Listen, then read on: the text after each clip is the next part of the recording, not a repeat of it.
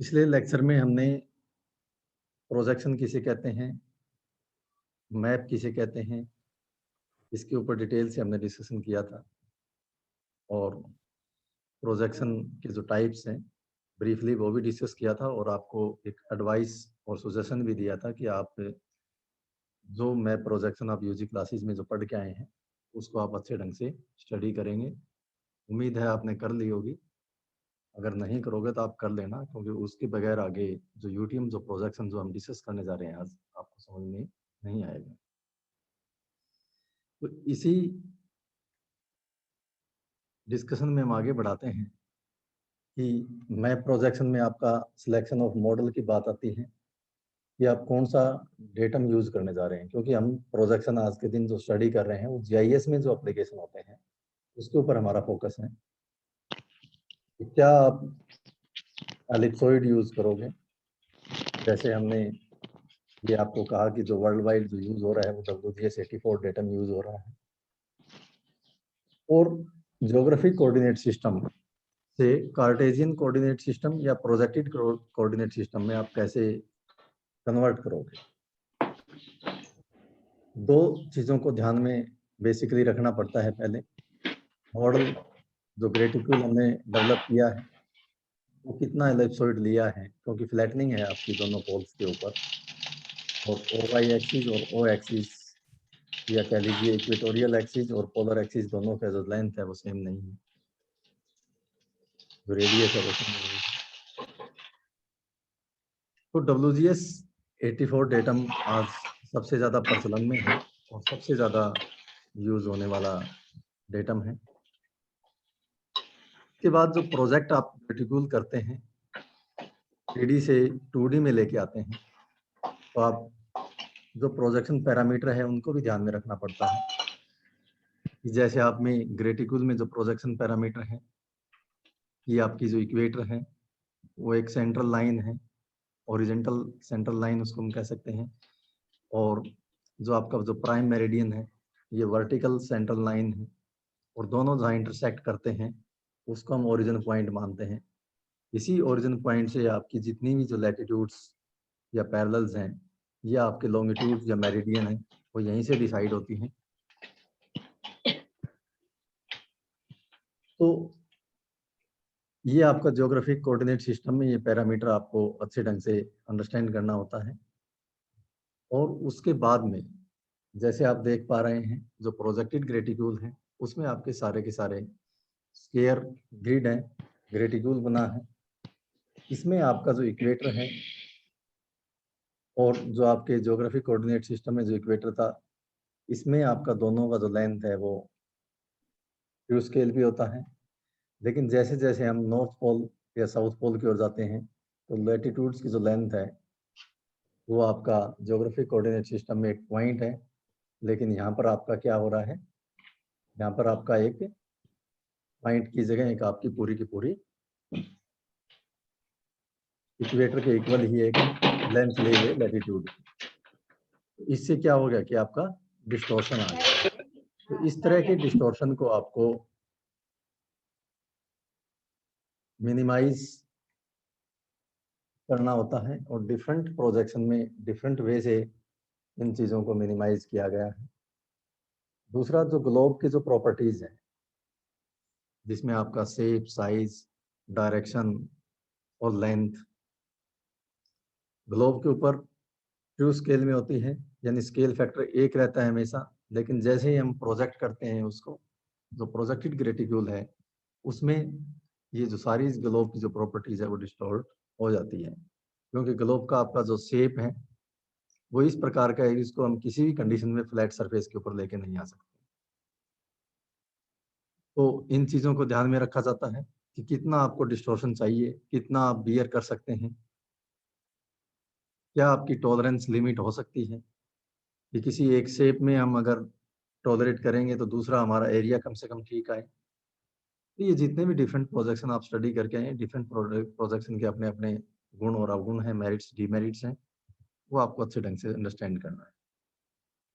दूसरा इसमें हम देख पा रहे हैं कि जो प्रोजेक्टेड ग्रेटिक्यूल में है आपका जो मेरिडियंस है वो वाई द्वारा इंडिकेट स्केट आपकी हो रही है, वाई के पैरेलल है ये, और जो ओ एक्स का है इसके जो पैरेलल जो चल रही है इक्वेटर के पैरेलल, ये आपकी लैटिट्यूड है।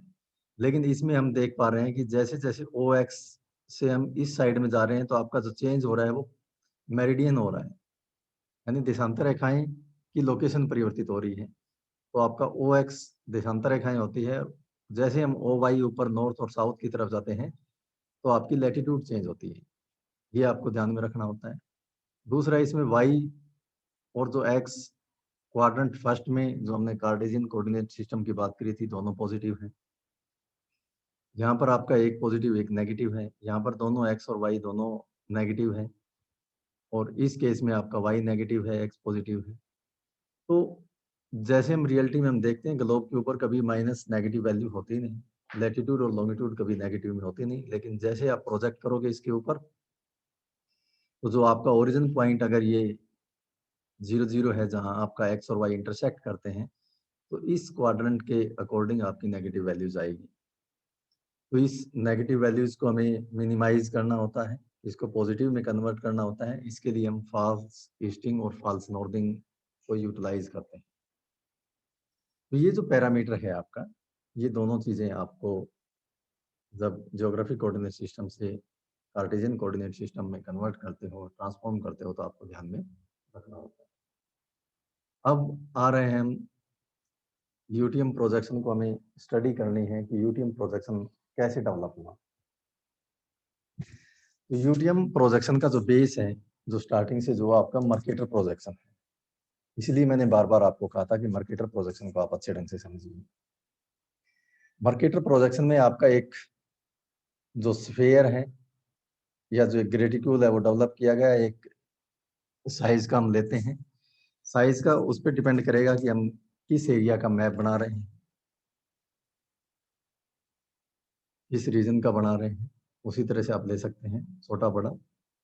लेकिन यहाँ पर आपका एक ग्रेटिट्यूड लिया गया है और बीच में आपका जहाँ लैटिट्यूड और लॉन्गिट्यूड जहाँ इंटरसेक्ट करते हैं, जो आपका ओरिजिन पॉइंट है ज्योग्राफिक कोऑर्डिनेट सिस्टम का, उसके ऊपर सोर्स ऑफ लाइट आप रखते हैं। और जो एक सिलेंडर एक जो रखा गया है इसके चारों तरफ, सिलेंडर कह सकते हैं या आप एक कागज इसके ऊपर लपेटा गया है, वो वर्टिकल है, वो नॉर्थ साउथ लिए हुए है। इसमें आपको ये ध्यान रखना है, ये जो सिलेंडर प्रोजेक्शन में आपका जो सिलेंडर है वो वर्टिकली है, नॉर्थ साउथ है। इसमें सोर्स ऑफ लाइट है, जब लाइट के अंदर से चारों ओर जो ग्रेटिकल्स की जो आपकी जो शैडो दिखाई देगी, और आप इस ग्लोब को कभी भी कहीं से भी कट करके एक फ्लैट सरफेस में कभी भी कन्वर्ट नहीं कर सकते। लेकिन जब आपका ये कि सिलेंडर के रूप में आपका एक कागज चारों तरफ से लपेटा गया था, तो उसको एक जगह से हम काट सकते हैं। जैसे आपकी इंटरनेशनल डेट लाइन है, वहां से आप इसको कट किया गया है, और इसके 180 डिग्री ईस्ट और 180 डिग्री आपका वेस्ट एक्सटेंशन होता है, 90 डिग्री साउथ और 90 डिग्री नॉर्थ आपका एक्सटेंशन होता है। ग्रेटिकल डेवलप हुआ है, लेकिन मर्केटर प्रोजेक्शन में 70 डिग्री के बाद में बहुत ज्यादा एग्जेजरेशन आ जाता है, तो इसलिए इसमें उस चीजों को हाईलाइट नहीं किया गया है। इससे आपको क्या लग रहा है कि सारे रेक्टेंगल ग्रिड आए हैं। तो मर्केटर प्रोजेक्शन को बेस मानते हुए जो जी मर्केटर ने 1569 में डेवलप किया था, इसी में मॉडिफिकेशन आगे होता है आपका ट्रांसवर्स मर्केटर प्रोजेक्शन का। पहले ट्रांसवर्स मर्केटर प्रोजेक्शन ये 1825 में सीएफ गास ने इसमें मर्केटर प्रोजेक्शन में कुछ डेवलपमेंट किया था, कुछ परिवर्तन किया था, और वो एलिप्सॉइडल फॉर्म में लेके आए थे इसको। सफेयर नहीं लिया था उन्होंने, ग्रेटिकल को एलिप्सॉइड फॉर्म में लिया था। और उसी में कुछ आगे जाके जोहान हेनरिच लुइस क्रूगर ने 1912 में इसमें और ज्यादा आगे परिवर्तन किया, कुछ इसमें चेंज किया। और चेंज करने के बाद में ये जो प्रोजेक्शन है आपका ट्रांसवर्स मर्केटर प्रोजेक्शन, इसको अलग अलग रीजन में अलग अलग नाम से जाना जाता है।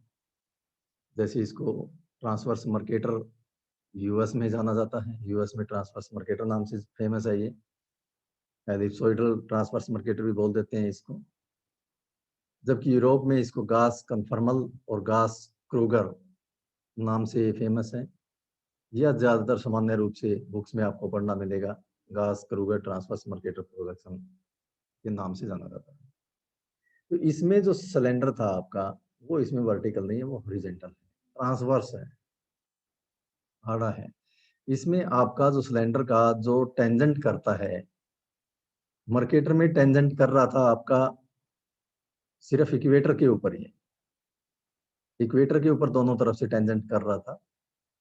लेकिन ट्रांसवर्स मर्केटर में ये इक्वेटर को भी टेंजेंट कर रहा है, उसके साथ साथ नॉर्थ और साउथ पोल को भी टेंजेंट कर रहा है। ये आपको ध्यान में रखना है। ये स्पर्श करता है उन लाइन को, और जहां स्पर्श करता है वहां आपका स्केल फैक्टर वो ट्रू होता है। और इससे जो मैप जो डेवलप होके आ रहा है वो आपका इस तरह से आता है कि इक्वेटर के ऊपर ये इस तरह से आएगा, और आपका पोलर के ऊपर जो नॉर्थ और साउथ पोल है वो आपको जो आपकी लॉन्गिट्यूड्स है वो आपको यहाँ पर रिडायरेक्ट होती दिखाई देती है पोलर एरिया में, और यहाँ पर जो आपकी जो लॉन्गिट्यूड्स है वो एक नॉर्थ पोल और साउथ पोल में आपको मर्ज होते हुए दिखाई देगी। तो इसमें जो central meridian selected by map maker touches cylinder if the cylinder is tangent. अगर टेंजेंट है सिलेंडर तो वो टच करती है सेंट्रल मेरिडियन को। तो इसमें जो होल अर्थ है उसको एक साथ दिखाया जा सकता है, लेकिन but direction distances and areas are reasonably accurate only within 50 degree of central meridian. इस सेंट्रल मेरिडियन के 15 डिग्री के नजदीक का जो एरिया है वहीं पर ये चीजें जो ग्लोबल करैक्टर है वो आपका शुद्ध होता है, एक्यूरेट होता है। इससे अगर आगे जाएंगे तो उसमें आपका इसमें अशुद्धियां बढ़ती जाती। इसमें जो आपकी रम लाइन जो मर्केटर प्रोजेक्शन में कोई भी आप एक लाइन ड्रा करेंगे वो रम लाइन कहलाती है, और वो रम लाइन नेविगेशन के लिए इंपॉर्टेंट है। और ये मर्केटर प्रोजेक्शन का सबसे ज्यादा जो यूटिलाइज है वो नेविगेशन के लिए होता था, कि आप ओशन में कोई नेविगेशन करेंगे एक पॉइंट से दूसरे पॉइंट्स पे, इस प्रोजेक्शन को ध्यान में रखते हुए चलते हैं। जो आपने टारगेट डिसाइड किया था ए पॉइंट से बी पे जाने के लिए, बिल्कुल आप ए से बी के ऊपर एक्यूरेसी के साथ आप पहुंच जाओगे। लेकिन इसमें ये रम लाइन आपकी स्ट्रेट लाइन नहीं होती इस प्रोजेक्शन में।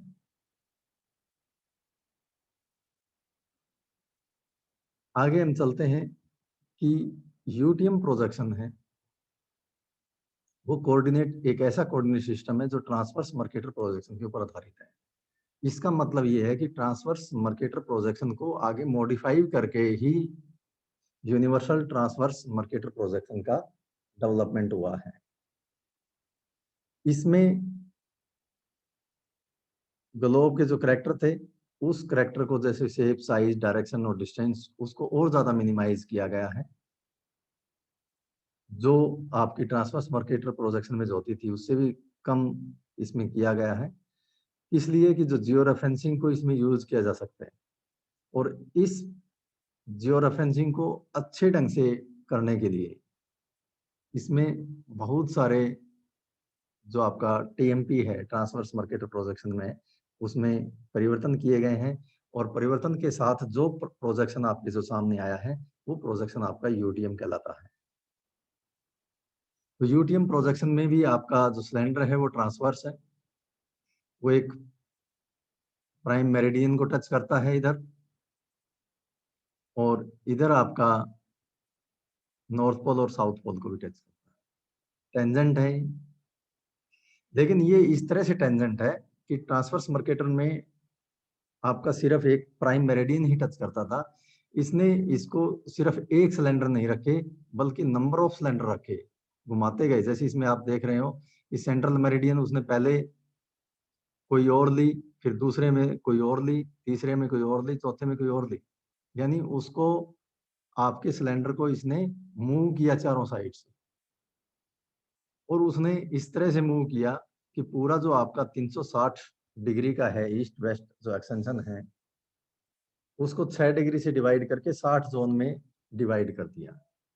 यानी एक जोन आपका 6 डिग्री लॉन्गिट्यूड्स का बना, और हर 6 डिग्री के लॉन्गिट्यूड्स की जो बीच की जो मेरिडियन थी उसको उसने सेंट्रल मेरिडियन माना, कि हर सेंट्रल मेरिडियन के ऊपर एक सिलेंडर उसने डेवलप किया, उसको टच किया, और जहां टच किया वहां स्केल फैक्टर आपका एक्यूरेट है, एक है, ग्लोबल करेक्टल का लिया है। इस तरह से पूरे वर्ल्ड को उसने 60 जोन में डिवाइड किया, तो 60 सिलेंडर उसको टच किए, तो इसका मतलब है स्केल फैक्टर आपकी 60 लोकेशन के ऊपर आपका एक्यूरेसी के साथ आया। तो इसमें अगर हम देखें, ये जो डायग्राम आपको दिख रहा है, इसमें आपका 180 डिग्री ये वेस्ट है और 180 डिग्री आपका ईस्ट है। ये नॉर्थ साउथ आपके जो कॉलम बने हैं इसमें ये 60 बने हैं, 60 बने हैं, और ये 60 जोन कहलाते हैं। 180 डिग्री वेस्ट से 174 डिग्री का एक बना, फिर आप 6 डिग्री उसमें घटाते जाइए, फिर 168, फिर आपका 162, 156, ये एक छोड़ के इसमें यूनिट लिखी गई है। तो इस तरह से आते गए और वेस्ट की ओर पूरा जो आपका ईस्ट वेस्ट एक्सटेंशन है वो 60 जोन में डिवीजन हो गया, और हर जोन की एक आपकी प्राइम मेरिडियन इसने माना। तो हर जोन की ये टोटल जोन का जो एक्सटेंशन है वो 6 डिग्री का है, तो हर जोन का जो बीच में जो 3 डिग्री की जो आती है लॉन्गिट्यूड आती है वो इसके लिए प्राइम मेरिडियन है, जिसके ऊपर सिलेंडर आपका टच करता है। उस जोन के नंबर उन्होंने 1, 2, 3, 4, 60 तक दिए। जोन 1, जोन 2, जोन 3, जोन 60, इस तरह से चलते गए। इसी तरह से इन्होंने आगे जो आपके 8 डिग्री के लैटिट्यूडनल जोन भी डेवलप किए।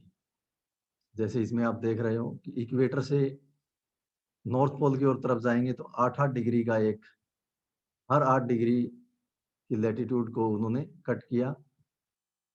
फिर आपका 16 पे, 24 पे, 32 पे, 64 पे, 72 पे, और फिर 84 पे, यानी 8-8 डिग्री का एक और 6/8 डिग्री का एक आपका जोन डेवलप होता गया। ये रेक्टेंगल है आपकी, अब इसमें स्क्वायर नहीं है, क्योंकि 6 डिग्री आपका और इसमें लॉन्गिट्यूडनल एक्सटेंशन है और 8 डिग्री आपका लैटिट्यूडनल एक्सटेंशन है।